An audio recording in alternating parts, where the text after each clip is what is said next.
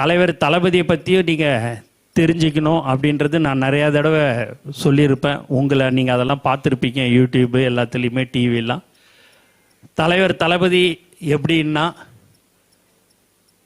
ஒருத்தவங்களுக்கு ஒரு பொண்ணு பழனிச்செல்வி அப்படின்றது சொல்லி பார்த்தீங்கன்னா, திருநெல்வேலியிலேருந்து ஒரு பொண்ணு பிடெக் படிச்சுட்டு இங்கே வேலைக்கு வந்துட்டாங்க சென்னைக்கு.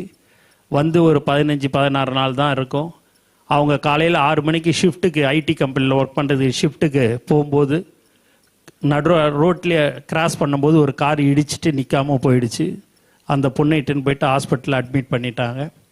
அட்மிட் பண்ண உடனேயே ஒரு 2-3 நாள் கழித்து தலைவர் தளபதிக்கு தெரிய வந்தது, அந்த பொண்ணு இதுமாரி ஆக்சிடெண்ட் ஆகி அந்த ஹாஸ்பிட்டலில் அட்மிட் ஆகிருக்குதுன்னு.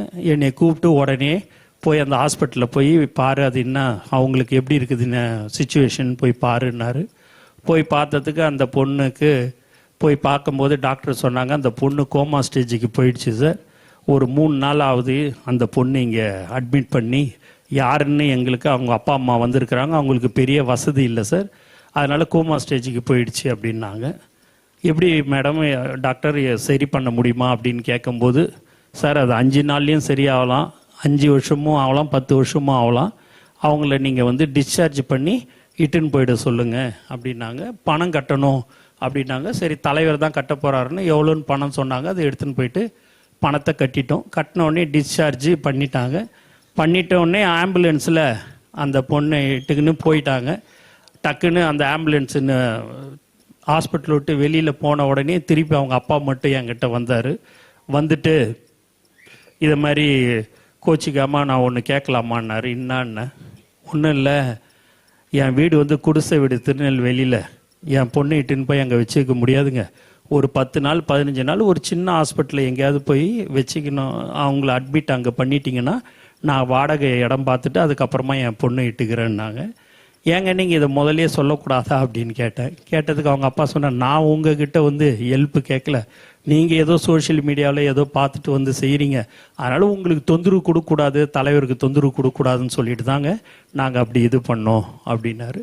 சொன்ன உடனேயே நான் தலைவர்கிட்ட சொன்னேன், ஏன் அதே ஹாஸ்பிட்டலில் இருந்திருக்கலாமே, ஏன் டிஸ்சார்ஜ் பண்ண? இல்லை அவங்களுக்கு தெரிஞ்ச ஹாஸ்பிட்டலில், அவங்க திருநெல்வேலியில் அவங்களுடைய சொந்தக்கார யாரோ ஒருத்தர் டாக்டராக இருக்கிறாராம், அந்த ஹாஸ்பிட்டலில் அட்மிட் பண்ணிக்கலாமான்னு கேட்குறாங்கன்னு. அது எத்தனை நாள் ஆனாலும் சரி, எத்தனை வருஷம் ஆனாலும் சரி, அது கொண்டுன்னு போயிட்டு அட்மிட் பண்ணிட்டு அவங்க சௌரியத்துக்கு நீ சொல்லிடுன்னாரு. சொன்ன உடனே அந்த பொண்ணை அந்த ஹாஸ்பிட்டலில் போயிட்டு அட்மிட் பண்ணி 15வது நாள் அந்த பொண்ணு நன்றாக கண்முழித்து இன்று நன்றாக இருக்கிறது என்பதை தெரிவித்துக் கொள்கிறேன். அந்த பொண்ணை ஒரு 10 மாதம் 1 வருஷம் இருக்கும்னு நினைக்கிறேன். அதுக்கப்புறமா இங்கே தான் இந்த இடத்துக்கு வந்தாங்க. வந்தவுடனே அண்ணா என்னை தெரியுதா நினச்சி, பழனிச்செல்வி என்னை தெரியுதான்னு நினச்சி. சொல்லுமா என்னம்மாண்ணே. அண்ணா எனக்கு கல்யாணம் அண்ணே அப்படின்னுச்சு.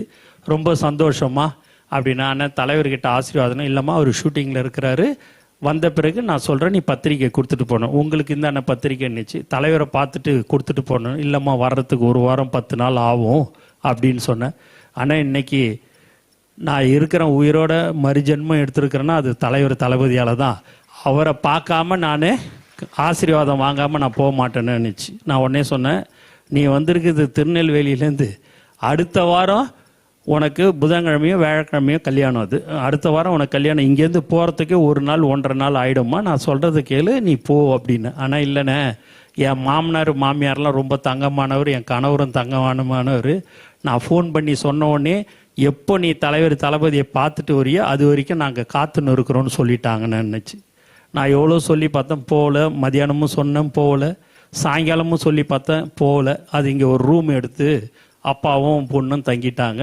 நான் தலைவர்கிட்ட சொன்னேன், சொல்லி எப்படியாவது அனுப்பிச்சிருந்தேன்னாரு. எவ்வளோ சொல்லியும் அது கேட்கல சார் அப்படின்னு சொல்லி அந்த ரூம்லேயும் போய் அவங்ககிட்ட சொல்லி பார்த்தேன், அப்பயும் போகல அப்படின்னு சொன்ன உடனே அவரே இரவோடாக ஆந்திராவில் இருந்தார். அவரே தனியாக காரை ஓட்டின்னு அந்த பொண்ணை ஆசீர்வதித்து பரிசு பொருட்களை கொடுத்து அனுப்பி வைத்தவர் தான் தலைவர் தளபதி என்பதை இந்த நேரத்தில் நான் தெரிவிச்சுக்கிறேன்.